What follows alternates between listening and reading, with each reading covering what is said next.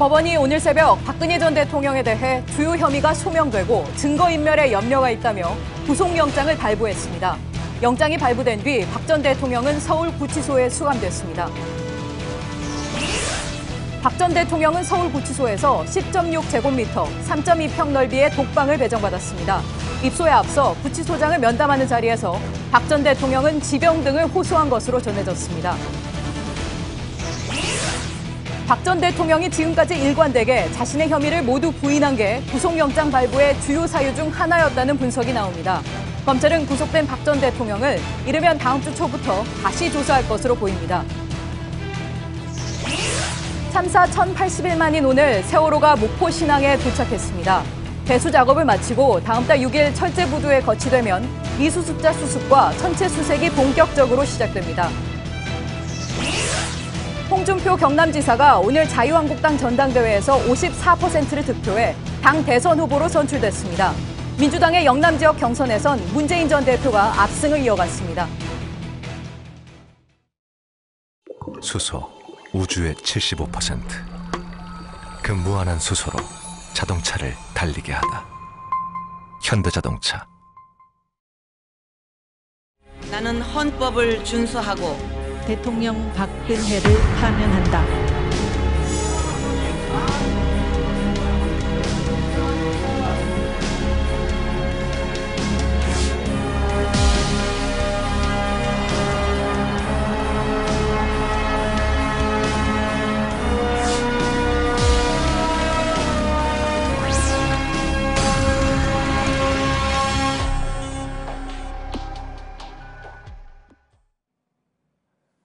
시청자 여러분, JTBC 뉴스룸입니다. 박근혜 전 대통령이 오늘 새벽 구속 수감됐습니다. 박 전 대통령은 영장실질심사에서 나와는 무관한 일이다, 증거인멸 가능성도 없다 이렇게 주장을 했지만 법원은 주요 혐의가 모두 인정된다, 또 증거인멸의 우려가 있다, 그래서 구속이 필요하다라고 밝혔습니다. 박 전 대통령이 구치소에 수감된 오늘 세월호는 마지막 항해를 마치고 항구에 도착했습니다. 미수습자 수색, 또 참사 원인 규명을 위한 조사가 곧 시작될 걸로 보입니다. 자, 먼저 박 전 대통령이 수감되어 있는 서울구치소를 연결하겠습니다. 박민규 기자, 박 전 대통령이 구치소에 새벽 4시가 넘어서 도착을 했죠. 굳은 표정으로 구치소에 들어가는 모습이 카메라에 잡히기도 했는데 구치소 수감 이후의 상황을 좀 전해주시죠. 예, 박 전 대통령은 오늘 새벽 4시 45분 이곳 서울구치소로 들어갔습니다. 오늘부터 바로 수형 생활을 시작한 건데요. 이곳에 들어가서는 먼저 구치소장과 면담을 하면서 수형 생활에서 주의할 점 등을 당부받았습니다. 이 자리에서 박 전 대통령은 구치소 규칙을 잘 따르겠다면서도 자신이 평소 지병이 있어 힘들다는 점 등을 언급한 걸로 파악이 됐습니다. 이 면담 이후에는 일반 피의자들과 마찬가지, 그러니까 같은 입소 절차를 밟았습니다. 예. 그 이후 절차, 구치소 들어가서의 그 이후 과정을 놓고도 오늘 여러 가지 얘기가 나왔죠. 정확히 어떤 과정을 거친 겁니까? 네, 취재 결과 우선 신원 확인 그리고 신체 검사 등을 거쳤습니다. 가지고 있던 개인 물품을 모두 영치하고 몸을 씻은 뒤 왼쪽 가슴에 이 수용자 번호 1하와 숫자가 적혀있는 연두색 수의로 복장을 갈아입었습니다. 1하에서 1은 수용된 건물 동의 호수를 나타내고요. 하는 건물층을 나타내는 이 상중, 하중, 하를 표기한 겁니다. 또 수의를 입은 채 사진을 찍었는데요. 일부에서는 흔히 영화 등에서 보는 이름표와 수용번호를 들고 사진을 찍는 모습을 추정해서 이른바 이 사진을 나타내는 용어인 머그샷이 오늘 인터넷 등에서 화제를 모았지만 이것은 실제 모습과는 달랐습니다. 앉은 자세에서 얼굴 정면 위주로 사진을 찍었다고 합니다. 예. 그러니까 그런 과정을 거쳐서 수감된 이후, 그러니까 독방에 지금 수감이 된 상태인데 그 수감된 이후에 박 전 대통령 상황도 취재가 된 내용이 있습니까? 그렇습니다. 박 전 대통령은 방에 들어가서 바로 수면을 취하지 못하고 오늘 아침 8시가 돼서야 수면을 취했다고 전해지고 있습니다. 생활 환경이 완전히 달라진 데다 어제 법원의 영장심사에서도 자신이 받고 있는 혐의에 대해 사안별로 아주 적극적으로 반론을 펼치는 등 구속을 예상하지 못했던 걸로 보이는 만큼 심리적 충격이 컸을 걸로 보입니다. 예. 그런데 구속영장은 오늘 새벽 3시가 조금 넘어서 발부가 됐는데 중앙지검 청사를 4시 반쯤에서야 출발을 했지요.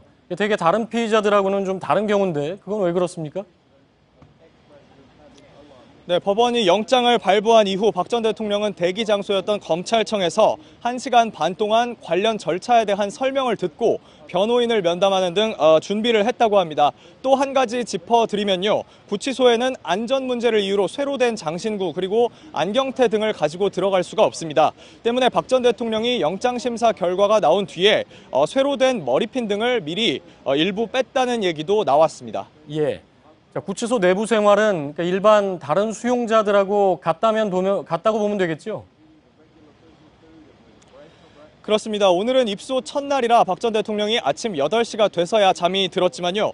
구치소에서는 수용자가 일어나고 잠드는 시각 그리고 하루 3차례 식사를 하는 시간 역시 정해져 있습니다. 아침은 오전 7시, 점심은 오전 11시 반, 그리고 저녁은 오후 5시에 각각 먹은 뒤 직접 설거지를 하고 식판도 반납해야 합니다. 박 전 대통령은 미결수인 만큼 노역에는 동원되지 않고요. 검찰 조사를 받으러 가는 등 외출을 할 때는 입고 있던 수의를 벗고 사복으로 갈아입고 나갈 수는 있습니다. 예, 지금까지 박근혜 전 대통령이 수감된 서울구치소 앞에서 박민규 기자였습니다. 네, 박근혜 전 대통령은 10.6제곱미터, 그러니까 3평이 조금 넘는 독방에 수용됐습니다. 특히 일반 수용자들과 마주치지 않도록 복도 가장 끝방을 배정한 것으로 확인됐습니다. 심수미 기자입니다. 박근혜 전 대통령은 서울구치소 여성수용동에 있는 10.6제곱미터, 3.2평 넓이 독거실을 배정받았습니다. 최순실 씨가 사용하는 1.9평 독거실보다 넓습니다. 여기엔 다른 방과 똑같이 TV와 취침용 매트리스 등이 있습니다. 화장실은 자해 등의 위험을 줄이기 위해 얼굴이 보이도록 설계돼 있습니다.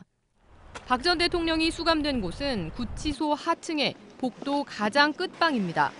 교정당국은 박 전 대통령이 다른 수용자들과 마주치지 않을 방안을 고심한 끝에 이 방을 배정했습니다. 또 박 전 대통령이 검찰 출석에 불응할 가능성도 고려해 조사를 위해 약간 넓은 방을 골랐습니다. 앞서 1995년 검찰 소환 통보에 불응한 노태우 전두환 씨는 3.5평짜리 방 옆에 있던 5평 규모의 조사실에서 검찰의 방문 조사를 받은 바 있습니다. 또 박 전 대통령에 대해 한 명의 교정 직원이 지속적으로 방 앞을 지키면서 관찰하는 이른바 대면 개호 방식도 고려 중인 것으로 알려졌습니다. 법무부는 박 전 대통령을 일반 수용자와 동등하게 대우한다는 원칙에 변함이 없다며 다만 전직 대통령 수용 전례와 경호 경비 문제를 감안했다고 설명했습니다. JTBC 심수유입니다. 예, 이렇게 박근혜 전 대통령이 서울구치소에 수감이 되면서 서울구치소에는 전직 대통령, 그리고 비서실장, 정무수석 등이 함께 수감됐습니다. 최순실 씨 역시 서울구치소에 있지요. 자, 교정당국은 박 전 대통령이 이들과 모두 공범 관계에 있기 때문에 최순실 씨는 남부구치소로 옮기고 조윤선 전 장관은 다른 층으로 방을 이동하는 방안을 검토 중입니다. 이어서 김지아 기자입니다. 오늘 새벽 서울구치소에 도착한 박근혜 전 대통령은 여성수용동에 수감됐습니다. 서울구치소엔 이른바 국정농단의 핵심 인사인 최순실 장시호 씨와 김기춘 전 청와대 비서실장, 조윤선 전 문체부 장관과 김종 전 문체부 차관, 이재용 삼성전자 부회장과 차은택 전 창조경제 추진단장이 먼저 수감돼 있었습니다. 그런데 여성 수용동에 있는 최순실 씨와 조 전 장관은 박 전 대통령과 같은 사건에 대해 범죄 혐의를 함께 받고 있는 공범 관계입니다. 특히 서울구치소에는 여성용 접견실이 3개밖에 없기 때문에 이들이 변호사 등을 접견하면서 서로 만날 수 있습니다. 이 과정에서 피의 사실 등에 대해 서로 얘기할 가능성 등도 있다는 겁니다. 이에 따라 교정당국은 최 씨를 남부구치소로 옮기고 조윤선 전 장관은 다른 층으로 이동시키는 방안을 검토 중인 것으로 파악됐습니다. 이런 가운데 최순실 씨는 오늘 열린 재판에서 박 전 대통령의 구속에 대해 아무 말도 하지 않은 채 평소와 다름없이 굳은 표정으로 재판에 임했습니다. 하지만 최 씨는 박 전 대통령에게 적용된 13개 혐의 대부분에서 공범으로 지목된 만큼 향후 변론의 입지가 더 좁아졌다는 분석이 나옵니다. JTBC 김지아입니다. 지금 전해드린 것처럼 박근혜 전 대통령은 어제 영장실질심사에서도 모든 혐의를 부인했습니다. 아니다, 모른다만 되풀이한 박 전 대통령의 주장을 검찰, 특검, 헌재에 이어서 법원도 믿기 어렵다고 판단했습니다. 정황이 넘쳐나는데도 전면 부인하는 박 전 대통령의 태도가 도리어 발목을 잡은 걸로 보입니다. 안태훈 기자입니다. 태블릿 PC 보도 이후 박 전 대통령의 측근들은 혐의를 인정하기 시작했습니다. 2014년에 문체부 장관님을 제가 추천을 드린 적이 있었습니다. 다 관찰이 됐죠. 그 마지막에 이제 김종덕 장관께서 된 걸로 알고 있습니다. 증언은 물론이고 안종범 전 수석의 업무 수첩, 녹음 파일, 통화 기록 등 증거도 많았지만 박 전 대통령은 대국민 담화나 언론 인터뷰, 헌재에 제출한 의견서에까지 한 번도 인정하지 않고 오히려 음모론을 주장했습니다. 개혁에 대해서 반대하는 세력들도 분명히 있을 거고 또 이 체제에 반대하는 그런 세력들도 합류한 게 아닌가. 이러한 일관된 부인은 헌법재판소의 탄핵 심판에서도 헌법 수호 의지가 부족하다는 지적을 받았고 법원의 영장실질심사에서는 증거인멸 우려만 키운 셈이 됐습니다. 법률적 지식으로 대응해야 할 변호인단도 별 도움이 안 됐습니다. 헌재의 탄핵 심판은 물론이고 검찰 수사에도 진영 논리를 부각시키면서 여론전만 치중, 도리어 불리하게 만들었습니다. 한 자유한국당 의원은 일부 변호인들의 돌출 행동이 여론을 악화시켰다고 지적했습니다. JTBC 안토니입니다. 박근혜 전 대통령이 오늘 구속은 됐지만 혐의는 여전히 전면 부인하고 있죠. 자, 검찰청에 있는 취재기자를 연결해서 앞으로 검찰 수사는 어떻게 되는지 들어보겠습니다. 이서준 기자, 자, 검찰이 박근혜 전 대통령을 주말에는, 그러니까 내일이나 모레는 소환하지 않을 걸로 지금 전해지고 있는데 그럼 월요일에 조사를 하게 되는 겁니까? 박 전 대통령이 오늘 새벽에야 구속이 됐기 때문에 검찰도 아직 조사 일정을 구체적으로는 정하진 않았다고 합니다. 다만 검찰은 본격적인 대선 국면이 시작되는 다음 달 중순 이전에는 수사를 마무리할 계획인데요. 이 같은 일정에 따르려면은 다음 주 초부터 구속된 박 전 대통령을 조사할 것으로 예상됩니다. 일반적으로 구속된 피의자는 검찰청으로 불러서 조사를 하게 되는데 박 전 대통령 경우는 조사를 검찰청에서 합니까? 아니면 검사들이 구치소로 가서 하게 됩니까? 구속 기간에는 말씀하신 것처럼 조사를 위해 검찰청사로 강제로 부를 수 있는 이른바 구인 절차가 가능합니다. 그런데 전직 대통령으로서의 이 경우 문제가 걸리는데요. 파면이 되거나 금고 이상의 형이 확정이 되어도 전직 대통령으로서 경호를 받을 수 있기 때문입니다. 결국 박 전 대통령을 검찰청사로 부를 때마다 이 경호 차량이 따라 붙어야 하는 등 번거로운 절차를 밟아야 합니다. 전두환 씨, 노태우 씨의 경우는 검찰이 구치소를 찾아가서 방문 조사를 했습니다. 검찰은 조사 방식에 대해서는 아직 검토 중이라는 입장입니다. 예, 박근혜 전 대통령은 13가지 혐의를 지금 받고 있는데 13가지 혐의를 모두 지금 부인하고 있는 상황 아닙니까? 그래서 이제 앞으로 검찰 기소 전까지의 수사가 중요하다고 보이는데 검찰은 어떤 식으로 조사를 할 계획입니까? 지난 21일 소환 조사를 하긴 했지만 이때는 심야 조사가 시작하기 전에, 그러니까 심야 조사 전에 끝내야 했기 때문에 제한된 시간 안에 박 전 대통령의 모든 혐의를 조사해야만 했습니다. 그래서 구속 이후 보강 조사가 필요한 건데요. 검찰은 특히 영장 발부에 중대한 사유가 된 이 뇌물수수 혐의를 집중 보강할 것으로 보입니다. 예, 이서준 기자 얘기대로 뇌물죄가 가장 중요한 부분인데 자, 롯데, SK 같은 다른 기업 또 이제 뇌물 공여 혐의를 적용해야 되느냐 이게 좀 논란이 있었는데 그 수사도 같이 진행이 됩니까?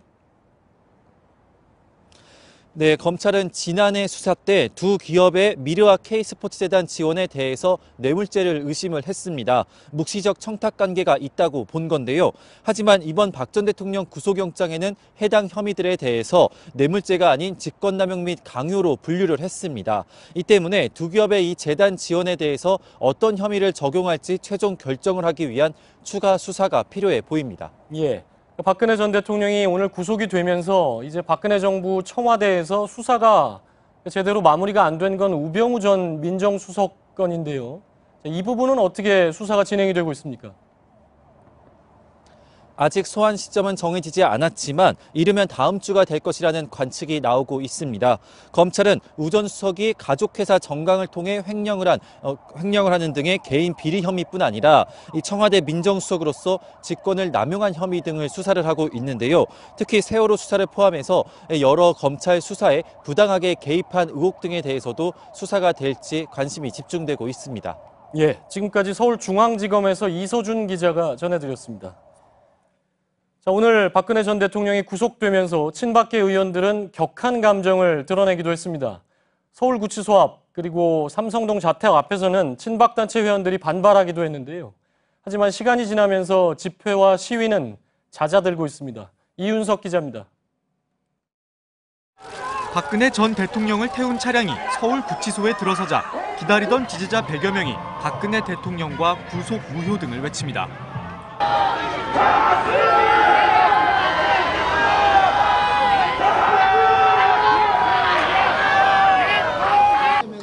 반대쪽에선 박 전 대통령을 구속하라는 외침도 있었지만 경찰의 통제로 충돌은 없었습니다. 오늘 새벽 박 전 대통령의 삼성동 자택 앞에선 일부 지지자들의 삭발식이 있었습니다. 몇 명은 구속이 부당하다며 오열했습니다. 성난 지지자들은 취재진을 향해 격한 반응을 쏟아내기도 했습니다. 하지만 날이 밝으면서 친박 지지자들은 대부분 자리를 떴고 오후엔 서울구치소 앞도 삼성동 자택 앞에도 대여섯 명씩만 남았습니다. 친박계 의원들은 소셜미디어를 통해 감정을 드러냈습니다. 윤상현 의원은 눈물이 핑 돌고 가슴이 먹먹했다고 했고 김진태 의원은 법치주의에 조종이 울렸다고 표현했습니다. 조종은 죽은 사람을 애도할 때 치는 종입니다. 하지만 또 다른 친박계 한 의원은 박 전 대통령의 시대는 마감된 것이라며 이제는 전열을 가다듬어야 할 때라고 말했습니다. JTBC 이윤석입니다. 자, 어제 법원에서 검찰과 변호인단 구속 여부를 놓고 주장이 팽팽히 맞섰죠. 자, 그렇다면 법원은 왜 구속이 필요하다고 봤을까요? 법원을 취재하는 김준 기자와 함께 짚어보겠습니다. 자, 김준 기자, 우선 법원이 구속영장을 발부한 결정적인 이유 뭐라고 봐야 될까요? 일단 강부영 영장 전담 판사는요, 이렇게 말을 했습니다. 이렇게 밝혔는데요. 주요 혐의가 소명이 됐고 또 증거인멸 염려가 있기 때문에 구속의 사유와 필요성 그리고 상당성이 인정된다 이렇게 설명을 했습니다. 예. 박 전 대통령의 13개 혐의 그중에서도 특히 검찰이 영장 청구서에 적시한 삼성으로부터 298억 원의 뇌물을 받은 혐의가 상당히 무거운데요. 이제 법률상으로 보면 법정형으로 최대는 무기징역에까지 처해질 수가 있는 형입니다. 예. 그렇기 때문에 법원에서는 대통령으로서 막강한 권한을 가지고 이런 중범죄를 저질렀다는 것에 대해서 사안의 중대성이 인정된다 이런 점도 고려한 것으로 전해지고 있습니다. 예. 그러니까 일반적으로 피의자가 정황이 확실한데도 이걸 전면 부인할 경우에 구속이 필요하다고 보지 않습니까? 그러니까 결국 박 전 대통령이 계속해서 부인했던 부분이 오히려 발목을 잡았다 이렇게 봐야 되겠죠. 그렇습니다. 이런 부분에 대해서는 헌재나 검찰, 법원이 모두 같은 시각을 갖고 있다 이렇게 봐도 좋을 것 같은데요. 예. 헌재의 탄핵 심판 선고 당시에도 헌법재판관이 그런 얘기를 했습니다. 박 전 대통령이 의혹이 제기될 때마다 일관되게 부인하면서 오히려 은폐하려 했다 이렇게 지적을 하기도 했고요. 예. 또 검찰에서도 앞서 박 전 대통령이 대부분의 혐의를 부인하고 있기 때문에 증거인멸의 우려가 있다 이렇게 봤었습니다. 결국에는 법원도 이런 일련의 과정에 대해서 증거인멸의 우려가 있기 때문에 구속해야 한다 이렇게 판단한 것으로 보입니다. 예, 그러니까 검찰과 박근혜 전 대통령 입장이 지금 팽팽히 맞서는 상황인데 그래서 이제 재판이 더 관심이 가지 않습니까? 재판은 언제쯤 넘길까요? 일단은 수사기관에서 1차 구속기간이 열흘이고요. 예. 한 차례 연장해서 2차 기간까지 합치면 모두 20일이 주어지기 때문에 검찰이 이 기간 안에 기소를 해야 합니다. 앞서 검찰은 대선에 미치는 영향을 최소화하겠다고 밝힌 적이 있는데요. 4월 15일과 16일에 대선 후보 등록이 있고 또 17일부터는 선거운동이 시작되기 때문에 그 전인 4월 중순까지 검찰이 박 전 대통령을 재판에 넘길 것으로 예. 보입니다. 4월 중순 이전에 넘길 것이다. 재판의 시작은 언제부터라고 봐야 될까요? 네, 일단은 보통 검찰이 기소를 한 뒤에 한 2, 3주 정도가 흘러야지 공판 준비 기일이라는 절차가 시작이 되는데요. 예. 재판을 어떻게 진행을 할지 검찰과 변호인 측과 함께 상의를 하고요. 또 신문할 증인 목록을 정리하는 등 본격적인 재판에 들어가기 전에 준비 절차를 거치게 됩니다. 예. 이 절차를 거친 뒤에 본격적인 재판은 이제 5월 셋째 주 내지는 넷째 주 정도에 시작이 될 것으로 보이는데요. 박 전 대통령은 이 본격적인 재판이 시작되는 5월 셋째 주, 넷째 주에 처음으로 법정에 모습을 나타내게 됩니다. 예. 그러니까 영장 실질 심사는 물론 혐의 내용이 유무죄를 따지는 건 물론 아니지만 어쨌든 어제 그 강 판사 얘기가 혐의 내용이 인정이 된다라고 얘기를 하지 않았습니까? 박근혜 전 대통령이 재판에 가서 일부라도 혐의를 인정할 가능성 있을까요? 뭐 일단은 기소 전에 이어질 검찰 수사 과정도 조금 지켜봐야 하겠지만은 일부 혐의를 부인할 가능성도 있다 이런 분석이 나오고 있는데요. 예. 아무래도 일부 혐의를 인정할 수도 있다. 지금 전면 일부 혐의를 인정할 수도 있다는 건데요. 네. 일단은 뭐 재판 과정에서도 또 안종범 전 수석의 수첩이 업무 수첩이 증거로 제시가 될 것으로 보이고요. 또 핵심 측근들이 법정에서 증인으로 나와서 이러이러한 지시를 받았다라고 증언을 할 것이기 때문에 법정에서도 박 전 대통령의 혐의가 어느 정도 입증이 될 가능성이 높습니다. 그런데 이런 상황에서 지속적으로 혐의를 부인하다 보면은 결국은 양형에 나쁜 영향을 주고 더 무거운 처벌을 받을 수가 있기 때문에 일부 혐의를 인정할 가능성이 있다 이런 분석이 나오는 겁니다. 되게 재판에 넘겨지면 피고인의 선택인데 결국은 무죄를 다툴 것이냐 아니면 좀 참작을 받아서 양형의 도움을 받을 것이냐 이 부분인데 그 부분도 역시 재판에 넘겨지기 전에 박근혜 전 대통령이 결정할 부분이겠죠. 그렇습니다. 예, 지금까지 김준 기자였습니다. 박근혜 전 대통령이 구치소에 들어가고 2시간 정도 지난 오늘 오전 7시 세월호는 마지막 항해를 시작했습니다. 그리고 참사 1080일 만에 목포 신항에 도착했습니다. 이제 미수습자 수색 그리고 진상규명이 기다리고 있습니다. 그럼 먼저 목포 신항에 나가 있는 취재기자 연결해보죠. 김태용 기자. 김 기자 뒤로 세월호 선체가 보이는데요. 늦은 시간인데도 인력들이 꽤 움직이고 있는데 어떤 작업을 하는 거죠?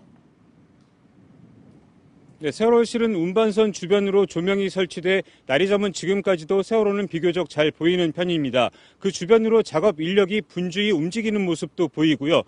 지금은 선체 상태를 점검하면서 자연 배수가 끝나기를 기다리는 중입니다.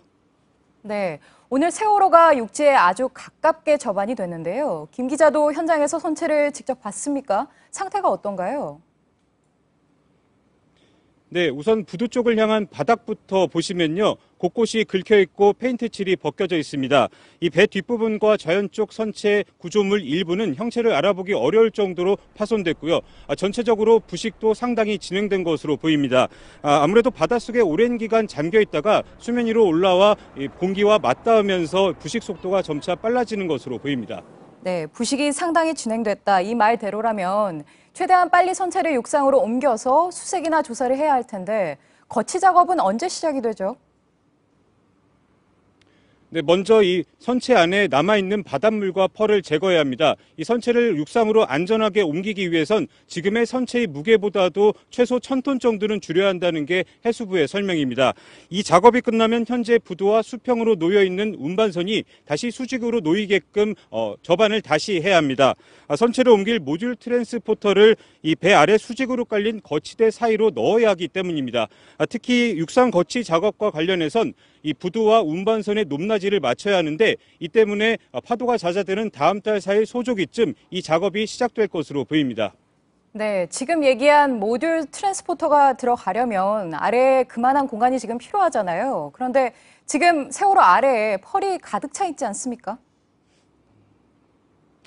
그렇습니다. 이 모듈 트랜스포터의 진입을 위해서뿐만 아니라 유실을 막기 위해선 펄에 대한 정리가 우선적으로 있어야 합니다. 앞서 배수 과정에서 흘러나온 펄에서 동물뼈가 발견된 만큼 유실 가능성을 배제하기 어려운 상황입니다. 따라서 전문가들은 이 펄을 일일이 채로 걸러서 확인해야 한다고 제안을 하고 있습니다. 네, 목포 신항에서 김태영 기자였습니다. 자력으로 항해한 건 아니지만 세월호는 출항한 지 3년 만에 무틀 향해 마지막 항해를 했습니다. 항해가 까다로운 해역이었는데 조류를 타고 평온히 또 무사히 도착했습니다. 정원석 기자입니다. 어제 자정 무렵 세월호를 실은 반잠수식 운반선에 설치한 날개탑이 완전히 제거됐습니다. 이제 출발할 준비는 모두 마쳤지만 안전 운항을 위해 날이 새길 기다리기로 했습니다. 오전 7시 검은 연기를 내뿜으며 세월호를 실은 운반선이 목포 신항을 향해 출발합니다. 옆으로 누운 세월호 위로 빗방울이 떨어졌고 옅은 안개가 시야를 방해했지만 다행히 파도는 잔잔했습니다. 미수습자 가족과 취재진이 탄 배가 묵묵히 뒤를 따랐습니다. 40여 분을 달려 동거차도와 서거차도 사이를 지났고 이윽고 8시쯤 맹골 수도를 통과할 때는 물살이 사나워지기도 했습니다. 9시 반쯤 가사도 인근에서 도선사 2명이 운반선에 올랐습니다. 수로가 협소해 난코스로 꼽히는 가사도부터 목포 신항까지 안전하게 배를 인도하기 위해서입니다. 그새 날도 제법 맑아졌습니다. 12시 무렵 목포에서 기다리던 사람들 눈에 세월호가 보이기 시작했습니다. 예인선을 따라 목포 신항에 접근한 배는 오후 1시 반 무사히 항해를 마쳤습니다. 지난 22일 본 인양에 들어간 지 9일 만입니다. 부양 과정에서 선미 좌측 램프를 뒤늦게 떼어내느라 자칫 소조기를 놓칠 뻔한 일도 있었고 동물뼈를 유해로 착각했다가 이틀 가까이 시간이 지체되기도 했습니다. 하지만 마지막 항해는 날씨와 조류의 도움까지 받아 예상보다 1시간 반이나 일찍 도착할 수 있었습니다. JTBC 정원석입니다. 세월호는 오늘 무트로 가는 105km의 여정을 끝냈습니다. 팽목항을 지키던 미수습자 가족과 동거차도에 있던 유가족들이 마지막 항해를 함께했습니다. 이선화 기자입니다. 사진 없는 텅 빈 액자를 드러내 명패와 함께 조심스레 상자에 담습니다. 집에 가자. 미수습자 가족들이 한 번도 들어가지 않았던 분향소에 오늘은 발을 디뎠습니다. 아직 배에 남아있을 가족을 찾아 유가족이 될 순간이 다가온 겁니다. 3년 가까이 지냈던 팽목항과 작별하는 순간 또다시 굵은 빗방울이 떨어졌습니다. 오늘도 비가 와요. 빨랑 찾아달라고 막 울잖아요. 가족들은 세월호가 이동하는 백길을 따라 목포 신항까지 함께했습니다. 지금도 함께 옆에서 가는 느낌이 들어요. 손톱 하나라도 발톱 하나라도 다 찾아서. 세월호의 마지막 여정에는 동거차도에서 2년 가까이 인양 작업을 지켜봐온 유가족도 함께했습니다. 막상 이렇게 가까운 데서 보니까 애들이 굉장히 고통스럽게 간 것 같아요. 그래서 더 가슴이 아파요. 진실은 우리 애들 억울한 죽음은 이제 하나 둘씩 바뀌어질 것 같아요. 기나긴 세월호의 항해에는 마침표가 찍혔습니다. 하지만 진상규명과 미수습자 수습이 아직 남아있습니다. 가족들은 세월호가 자리 잡은 항구에서 또 다른 시작을 맞이하고 있습니다. JTBC 이선화입니다. 세월호가 목포 신항으로 오기까지 1,080일이 걸렸습니다. 하지만 이게 끝이 아닙니다. 배를 육지로 옮기는 작업이 남았는데 이것도 만만치가 않습니다. 선체를 운반선에서 내리고 방향을 바꿔놓으려면 정밀한 작업이 필요합니다. 서효정 기자입니다. 무게 최소 10,000톤에 길이 145m. 크고 무거운 세월호를 옮기는 작업에 모듈 트랜스포터라는 생소한 이름의 기계가 투입됩니다. 작고 단순해 보이지만 한 대당 26톤을 감당할 수 있습니다. 이런 모듈 트랜스포터 456대를 기차처럼 연결해 세월호 운반 작업에 사용합니다. 세월호는 리프팅 빔과 거치대 위에 올라가 있습니다. 모듈 트랜스포터가 이 거치대 사이 공간으로 들어가 배를 들어올리며 스스로 무게중심을 찾습니다. 배 안팎에 변형이 많고 화물의 위치를 알 수 없어 무게중심을 잡기가 쉽지 않습니다. 선체가 모듈 트랜스포터 위에 완전히 올라오면 드디어 이동을 시작합니다. 이 과정도 세심한 주의가 요구됩니다. 부두와 수직으로 접안한 세월호를 다시 90도 방향으로 틀어 부두와 평행한 방향으로 돌려놔야 합니다. 이 과정에서 자칫 선체가 균형을 잃거나 부서질 가능성도 있습니다. 모듈 트랜스포터 456대의 바퀴 1,824개가 평행 주차를 하듯 후진하며 방향을 틀고 다시 전진하면서 거치 공간까지 가야 합니다. 각도나 거리 계산이 잘못되면 시간이 더 걸릴 수 있습니다. 해양수산부는 내일부터 사흘에 걸쳐 장비 시범 운영을 할 계획입니다. JTBC 서효정입니다. 네, 이렇게 세월호가 부두에 자리를 잡으면 미수습자 수색이 시작됩니다. 워낙 선체에 녹이 심하고 손상도 많아서 로봇 카메라를 쓰는 방안도 검토되고 있습니다. 그렇다면 수색이 어디서부터 또 어떻게 이루어질지 취재 기자와 짚어보죠. 김혜미 기자, 본격적으로 수색을 시작하려면 시간이 얼마나 걸릴까요? 네, 일단 수습 준비에 나서려면요, 들어온 세월호를 육지에 고정시키는 작업을 해야 합니다. 네. 그 이후에 이제 선체의 부식이 빨라지는 것을 막기 위해서 선체 외부에 세척을 해야 되고요. 그리고 수색자들이 들어가서 작업을 할 수 있도록 내부에 방역을 해야 합니다. 해수부는 이 작업을 선체 내부 진입을 위한 사전 필수 단계라고 설명했는데요. 네. 세월호를 육지에 고정시키는 데 일주일 정도, 이후 세척 방역에 3, 4일 정도에서 열흘 뒤인 4월 10일쯤에는 수색을 시작할 수 있을 것으로 보고 있습니다. 네, 세월호 내부가 지금 어떤 모습일지 짐작이 잘 안 가는데요. 바로 들어가서 수색하는 게 가능할까요? 네, 그래서 본격적인 이 수색 작업에 들어가기 전에 세월호의 현재 상태가 어떤지를 진단해봐야 한다는 의견이 나오고 있습니다. 네. 수색 중에 선체 일부가 심하게 녹슨 곳이 무너져 내릴 수도 있고요. 또 선체 내부에도 여러 구조물이나 집기가 막 뒤엉켜 있어서 수색 경로를 찾기가 어려울 수 있기 때문입니다. 네, 수색자들의 안전을 위해서는 좀 더 선체 안의 상황을 좀 알아야겠다는 그런 필요성이 느껴지네요. 네, 그래서요, 오늘 세월호 선체조사위원회에서 이 로봇 카메라라는 것을 이용해서 1차 수색 작업을 하자, 이렇게 해수부에 제안을 했습니다. 네. 해수부도 검토하겠다고 밝혔는데요. 먼저 김창준 선체조사위원장의 말을 한번 들어보시죠. 유해 발굴도 중요하지만 우선 수색하는 사람도 안전도 더더욱 중요하겠죠. 저 로봇캠을 통해서 일단 저 내부 상황을 보면 내부에 뭐 이 정도 사람 들어갈 수 있겠다 없겠다는 판단했을 것 같습니다. 네, 로봇 카메라를 활용을 한다. 그러면 수색은 어디서부터 이루어지는 거죠? 네, 해수부는 지금까지 이제 여러 조사 내용 등을 토대로 해서 미수습자가 있을 만한 장소 몇 곳을 추려놨습니다. 네. 3, 4, 5층이 각각 일반인, 학생, 선생님의 객실이 있던 여객칸인데요. 네. 일부는 원래 있었던 선미 쪽 객실에서 아니면 대피로인 중앙 쪽에 있었을 거라고 지금 예측을 하고 있습니다. 일단 선체 내부로 들어가는 진입로를 확보하면 먼저 이 구역에 대한 수색부터 시작할 것으로 보입니다. 네, 3, 4, 5층을 주로 수색한다고 해도 미수습자들이 지금은 거기에 있지 않을 수도 있는 거잖아요. 네, 그렇습니다. 말씀하신 것처럼 여러 가지 변수가 남아있기 때문에 사실 구체적인 수습 방안에 대해서는 의견이 모아지지 않고 있습니다. 네. 해수부는 그동안 신속한 수색을 위해서 세월호에서 객실 부분을 절단해서 떼어낸 뒤에 바로 세워야 한다는 입장을 보여왔는데요. 오늘 브리핑에서는 약간 분위기가 달라졌습니다. 직접 들어보시죠.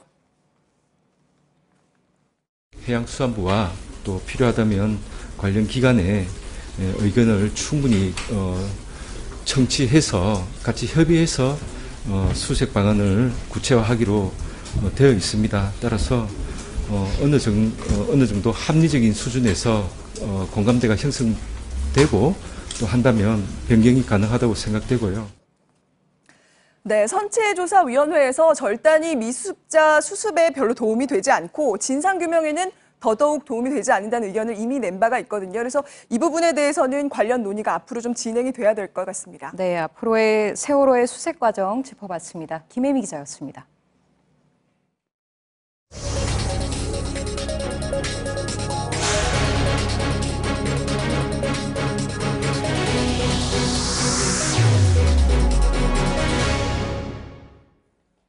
홍준표 경남지사가 자유한국당의 대선 후보로 선출됐습니다. 홍 후보는 곧바로 바른정당의 연대를 제안했죠. 바른정당은 그럴 뜻이 없어 보입니다. 송지혜 기자입니다. 홍준표 지사와 2위와의 격차는 컸습니다. 전체 합산 결과 홍 후보는 54%를 득표해 2위 김진태 의원과도 큰 차이를 보였습니다. 홍 후보는 바른정당과의 연대를 강조했습니다. 보수 우파의 대통합 대통령이 되도록 하겠습니다. 이 탄핵의 원인이 되었던 바른정당의 사람들 이제 돌아와야 됩니다. 박근혜 전 대통령이 구속되면서 탄핵 사태가 끝났으니 분당 사유도 없어졌다는 주장입니다. 바른정당이 연대 조건으로 내걸었던 친박 청산에 대해서도 핵심 친박은 이미 정치적으로 탄핵됐다며 바람직하지 않다고 못 박았습니다. 그러나 바른정당은 홍 지사의 후보 선출을 축하하지 못하겠다며 최소한 핵심 친박에 대해서는 완전히 청산해야 한다고 논평했습니다.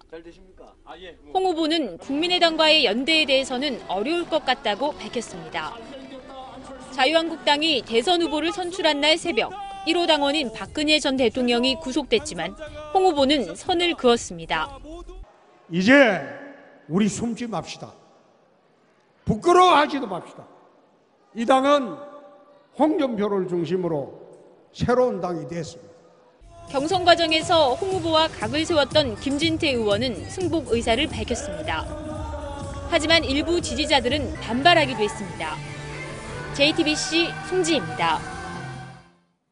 민주당도 오늘 경선이 있었습니다. 오늘 부산에서 열린 민주당 영남권 경선에서도 문재인 전 대표가 압승했습니다. 현장 취재기자를 연결하겠습니다.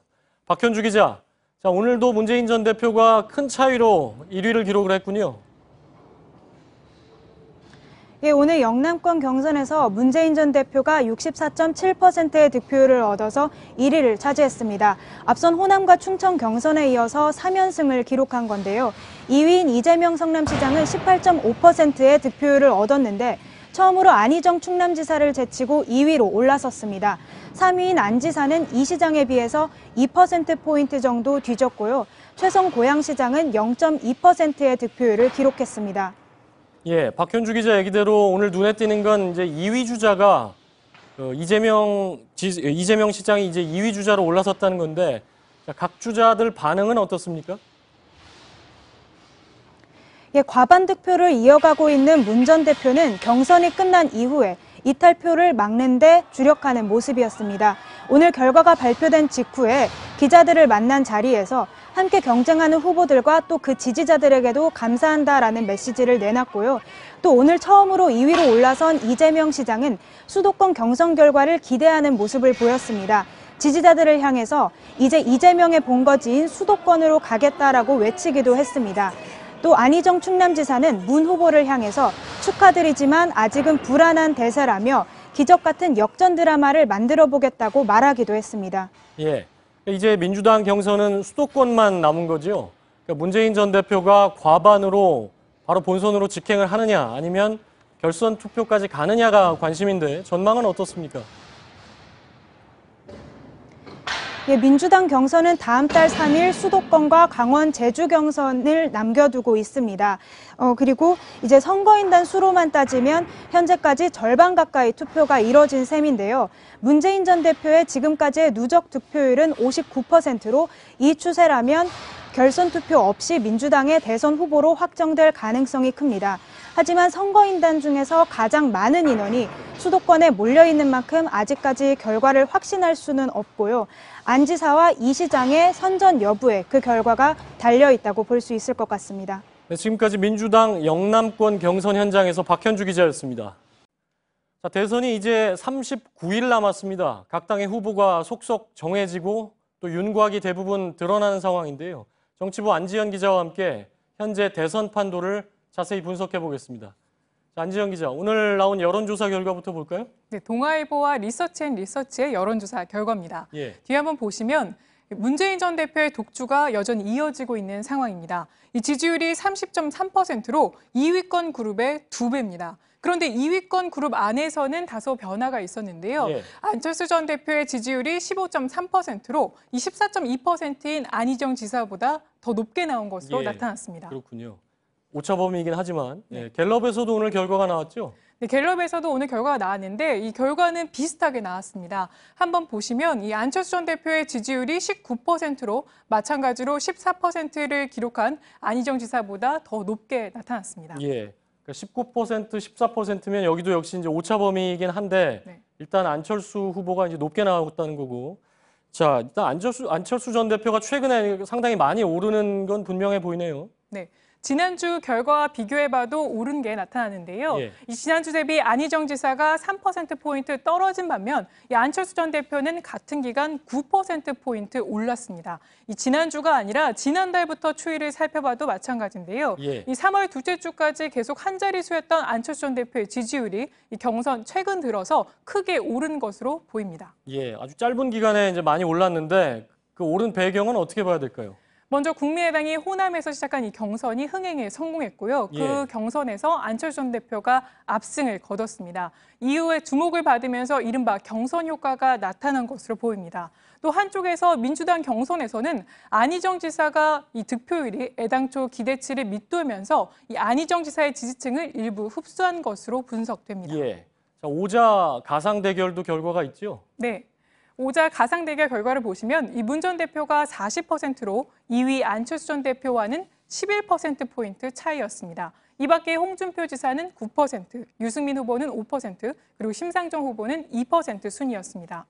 이 동아일보의 여론조사 결과도 1, 2위 간 격차가 비슷했는데요. 예. 문재인 전 대표가 36.8%로 2위 안철수 전 대표 25.7%와 이 같은 11.1%포인트 격차가 나타났습니다. 예. 그러니까 오자 대결은 이전에 더 많은 후보들이 모두 들어있는 다자 대결보다는 더 1, 2위 격차가 좁혀지는 그런 결과가 나오고 있군요. 네, 맞습니다. 결국 다자 대결에서 2위권이었던 안희정 지사의 지지층이 이 이동에 한몫한 건데요. 예. 이 안희정 지사의 지지층이 어디로 이동했는지 살펴보면요. 보시는 것처럼 이 안희정 지사의 응답자의 35%가 안철수 전 대표로 이동을 했습니다. 문재인 전 대표에게는 25% 이동한 것으로 나타납니다. 이 같은 결과가 나타난 건 결국에 안철수 전 대표와 이 안희정 지사의 이 지지층이 일부 겹치는 결과로 보입니다. 그렇죠. 그러니까 안철수 전 대표 진영은 상당히 지금 고무된 분위기인데 문재인 대 안철수의 구도다 이런 얘기 주장을 펴고 있지 않습니까? 그건 어떻게 봐야 될까요? 동아일보의 오늘 여론조사 이 양자 대결 결과를 보면 알 수 있을 텐데요. 이 문재인 전 대표와 안철수 전 대표가 이 양자 대결을 할 경우 보시는 것처럼 오차 범위 내외 접전을 벌이는 것으로 나타납니다. 실제로 안 전 대표의 지지율이 많이 오른 걸 나타내는 지표이기도 합니다. 그런데 중요한 건 이런 양자 구도가 만들어지느냐 아니겠습니까? 그러니까 문재인 대 안철수의 양자 구도가 만들어질 가능성은 어떻게 봐야 될까요? 실제로 말씀하셨다시피 이렇게 양자 구도가 가능한 건 이 자유한국당의 홍준표 지사 후보와 이 바른정당의 유승민 후보 그리고 안철수 전 대표가 단일화할 경우인데요. 그런데 홍 후보와 유 후보 또 안 전 대표는 정책으로 보나 이 성향으로 볼 때 연대가 쉽지 않을 것으로 보입니다. 현재 자유한국당과 바른정당의 지지율은 각각 10%와 5% 안팎으로 나오고 있는데요. 그런데 이 연대가 없다면 이 지지층이 그냥 안철수 전 대표 쪽으로 가기는 어렵지 않을까 싶습니다. 그러니까 문안 양자 대결은 일단 양자 대결이라는 구도가 성사가 된 뒤에 다시 한번 좀 파악을 해봐야 되겠죠. 네. 자, 오늘 새벽에 구속된 박근혜 전 대통령 대단한 변수가 될 거다 이런 게 일각에서는 주장을 하고 있는데 그건 어떻게 봐야 됩니까? 애당초에는 그 박 전 대통령의 동정론이 생기면서 이 보수층이 결집할 거라는 얘기가 많았는데요. 그런데 보시는 것처럼 보수권의 후보는 현재 자유한국당에서는 홍준표 지사, 그리고 바른정당에서는 유승민 의원입니다. 이른바 친박과는 결이 다른 후보들인데요. 그만큼 박 전 대통령에 대한 동정표가 결집할 만한 후보로 보기는 어렵다는 분석이 많았습니다. 또 최근 여론조사에서 박 전 대통령에 대한 구속 찬성에 대한 의견이 압도적으로 높았던 만큼 별 영향을 미치지 않을 것이라는 관측도 나왔는데요. 보시는 것처럼 2주에 걸쳐서 JTBC와 한국리서치의 여론조사 결과에서도 박 전 대통령 구속을 찬성하는 의견이 둘 다 70% 이상으로 압도적으로 높게 나온 바 있습니다. 그러니까 구속해야 된다는 여론이 워낙에 높았기 때문에 실제로 대선으로 어차피 여론이라는 게 흐름이 이제 대선에도 영향을 미칠 텐데 그 부분은 크게 영향을 미치지 않을 것 같다는 게 현재까지의 분석이다. 이렇게 봐야 되겠군요. 자, 정치부 안지연 기자였습니다. 이른바 문재인 대세론이 이어지면서 문 전 대표에 대한 공세도 거세지고 있습니다. 국민의당 등 3당은 특히 문 전 대표 아들의 취업 특혜 의혹에 대해서 일제히 공세를 폈습니다. 문 전 대표 측은 이미 노동부 감사로 밝혀진 사항이다. 이렇게 대응하면서 허위 주장에 대해서는 법적 대응을 하겠다고 밝혔습니다. 이희정 기자입니다. 국민의당은 문준용 씨의 한국고용정보원 취업 특혜 의혹을 제2의 정유라 특혜라고 주장했습니다. 제2의 정유라 특혜가 될 가능성이 매우 높습니다. 지인이 원장으로 있는 공기업에 아들을 취업시켰다는 것만으로도 박지원 대표는 당시 문 씨를 채용한 원장이 스스로 자료를 공개해야 한다면서 문 후보 스스로 이야기해야 할 때라고 강조했습니다. 바른정당도 문 전 대표의 입장 표명을 요구했습니다. 채용 시점부터 퇴사까지 의심스러운 대목이 한두 가지가 아닙니다만은 문 후보 측은 침묵하고 있고 가짜 뉴스라면서 자유한국당은 문 씨가 휴직 기간 중 인턴으로 근무한 건 공기업 인사규정을 어긴 것이라고 공세를 폈습니다. 지원서 의조 의혹도 제기했습니다. 12월에서 이자하고 2006년에 이자하고 달리 보이죠, 저게. 한 사람이 한 줄에서 그냥 그대로 썼는데 다를 수가 없는 것입니다. 앞서 지난 2012년 대선 때도 문 씨의 취업 특혜 문제가 논란이 된 바 있습니다. 예, 특혜는 아니었지만 행정상의 어떤 미묘한 실수로 인해 가지고 오해를 사기에는. 이에 대해 문 전 대표 측은 이미 수차례 노동부 감사를 통해 특혜가 없던 것으로 드러났다며 계속되는 허위 공세에는 법적 대응하겠다고 밝혔습니다. JTBC 이희정입니다. 한 달 전 인근 농장의 AI 감염으로 예방적 살처분 통지서를 받은 농장이 있습니다. 주인은 애지중지 키운 닭을 죽일 수 없다면서 버텼는데요. 이제 잠복기는 지났고 추가 감염도 없었습니다. 그래도 행정명령을 강행해야 할지 아니면 이유가 없어진 살처분을 취소해야 할지 여러분은 어떻게 생각하십니까? 정영재 기자입니다. 유소윤 씨는 2년 전 익산의 동물 복지 농장을 열었습니다. 좁은 케이지 대신 넓은 공간에 풀어놓고 개사에 침대를 두고 같이 자기도 했습니다. 이젠 닭들도 유 씨를 알아보고 달걀을 주울 때면 달려와 안길 정도가 됐습니다. 그런데 한 달 전쯤 이 농장에 날벼락이 떨어졌습니다. 2.1km 떨어진 농장에서 AI가 발생했으니 매뉴얼대로 이곳 닭 5,000마리도 땅에 묻으라는 내용이었습니다. 사람만 목숨이 아니잖아요. 다 살아있는 거에 생명을 갖고 누가 살아있는 생명을 갖고 자기네들 마음대로 해요. 유 씨는 시위도 하고 소송도 내며 닭을 지키기 위해 나섰습니다. 하루하루 버티는 사이 발생 농장의 잠복기가 지났고 이제 추가 감염 가능성은 사라졌습니다. 그러나 법원은 이틀 전 유 씨가 낸 가처분 신청을 기각했습니다. 예방적 살처분은 발생 농장과 떨어진 거리를 기준으로 정하는데 바이러스 여부나 역학조사도 없어 비과학적이란 문제점은 꾸준히 제기돼 왔습니다. 그래도 익산시로선 방역을 위해선 매뉴얼을 지킬 수밖에 없다는 입장입니다. 시에서 준 유예 기간은 일주일. 닭들을 끝까지 지킬 수 있을지 유 씨의 마음은 하루하루 타들어갑니다.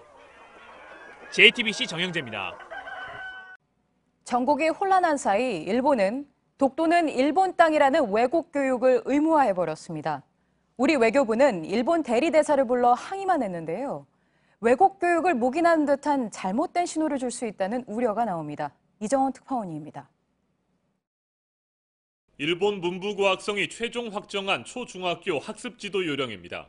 초등 5학년 사회과의 경우 영토 범위에 대해서는 독도와 북방 영토, 센카쿠 열도가 일본 고유의 영토라는 점을 다루라고 못 박았습니다. 중학교 지리와 공민에서도 영토 교육을 의무화했습니다. 학습지도 요령은 법적 구속력이 있기 때문에 학교와 출판사들은 반드시 따라야 합니다. 일주일 전 독도 영유권 주장을 담은 고등학교 교과서 무더기 검정 통과에 이은 추가 도발입니다. 우리 외교부는 주한 일본 대사관 총괄공사를 대사 대리 자격으로 초치해 항의했습니다. 한 단계 낮은 학습지도 요령 해설서에 독도 영토 주장이 실린 2008년엔 권철현 주일대사를 일시 귀국시켜 강도 높게 대응한 바 있습니다. 일본은 영토 도발과 함께 극우화를 반영하듯 중학교 선택 과정에 총검술도 포함시켰습니다. 아베 정권은 소녀상 설치에 반발해 주한 일본 대사를 석 달 가까이 돌려보내지 않고 있습니다. 그 사이 한일 합의로 위안부 문제는 모두 끝났다고 교과서에 명시하는 등 역사 왜곡은 강도를 더해가고 있습니다. 도쿄에서 JTBC 이정원입니다. 오늘 오후 1시 46분 경북 경주 남남서쪽 7km 지점에서 규모 3.3의 지진이 발생했습니다. 그리고 7분 뒤에는 경주 남남서쪽 6km 지점에서 규모 2.5의 지진이 또 발생했습니다. 지난해 9월 본진 이후 오늘까지 경주에선 601차례의 여진이 일어났는데 오늘도 일부 진동이 느껴졌지만 피해는 없었습니다. 김정남의 시신이 오늘 베이징에서 중국 국제항공편을 통해 북한으로 보내진 것으로 확인됐습니다. 같은 날 형광성, 북한 대사관 이등석 의원 등 암살 용의자들도 평양으로 출발했습니다. 이로써 김정남 암살 사건은 영구 미제로 남을 가능성이 더욱 높아졌습니다. 19대 대선의 재외선거 유권자 신청이 30만 명을 넘어 사상 최대를 기록할 전망입니다. 중앙선거관리위원회는 선거 등록 마감일인 30일 오전 현재 25만 4천 명이 등록했다고 밝혔습니다. 영구 명부 등재자를 고려하면 30만 명이 넘을 것으로 예상됐습니다. 미국의 민간 우주업체 스페이스X가 한 번 발사했다가 회수한 재활용 로켓을 쏘아 올리는데 사상 처음으로 성공했습니다. 스페이스X의 최고 경영자 일론 머스크는 우주 비행에서 엄청난 혁신을 가져올 것이라고 자신했습니다. 네, 2017년 프로야구가 오늘 전국의 5개 구장에서 막을 올렸습니다. 경기는 저녁 7시에 시작해서 지금 한창 열기를 더해가고 있습니다. 전효희 기자입니다. 프로야구의 계절이 돌아왔습니다. 2017 시즌 첫 안타는 고척돔에서 나왔습니다. LG 이형종은 1회 초 넥센 에이스 베네켄을 상대로 좌익수와 안타를 치며 출루했습니다.